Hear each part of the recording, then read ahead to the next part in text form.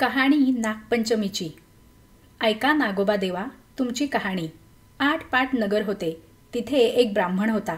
या ब्राह्मणाला 5-6 सुना होत्या। चातुर्मासात श्रावण मास आला आहे। नागपंचमीचा दिवस आहे। कोणी आपल्या आजोळी, कोणी पंजोळी, कोणी माहेरी अशा सर्व सुना गेल्या आहेत। सर्वात धाकटी सून होती। तिच्या माहेरचे कोणीच नव्हते। तेव्हा ती जरा खिन्न झाली व मनात माझा सर्व संबंधी नागोबा देव आहे असं समजून नागोबा देव मला माहेराहून न्यायला येईल असे म्हणू लागली। इतक्यात काय झाले, शेष भगवानास तिची करुणा आली। त्याने ब्राह्मणाचा वेश घेतला व त्या मुलीला नेण्यास आला। ब्राह्मण विचारात पडला, हा इतके दिवस कुठे लपून राहिला व आताच कोठून आला। पुढे त्याने मुलीला विचारले। तिनेही हाच माझा मामा असे सांगितले। ब्राह्मणाने तिची रवानगी केली। त्या वेशधारी मामाने तिला वारुळात नेले। खरी हकीकत तिला सांगितली आणि फणीवर बसवून आपल्या बायका मुलांना ताकीद दिली की हिला कोणी चावू नका। एके दिवशी नागिण बाळंत होऊ लागली तेव्हा हिला हातात दिवा धरायला सांगितला। पुढे ती व्याली, तिची पिल्ले वळवळ करू लागली। ही मुलगी भिवून गेली। हातातला दिवा खाली पडला। सर्व पोरांच्या शेपट्या भाजल्या। नागिण रागावली। सर्व हकीकत नवऱ्याला सांगितली। तो म्हणाला, तिला लवकरच सासरी पोचवू।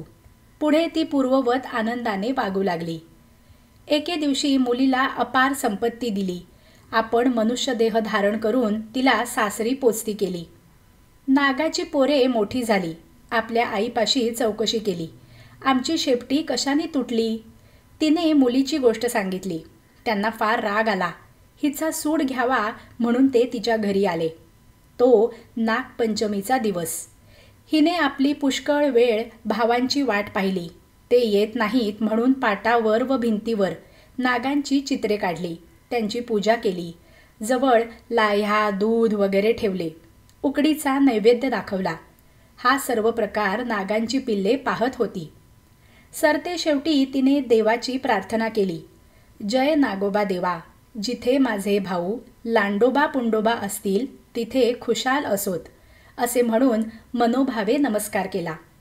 इकडे सर्व प्रकार यांनी पाहून मनातील सर्व राग घालविला। मनात हिच्याविषयी दया आली। पुढे त्या दिवशी तिथे वस्ती केली। दूध पाणी ठेवतात त्यात पहाटेस एक नवरत्नांचा हार ठेवून निघून गेले।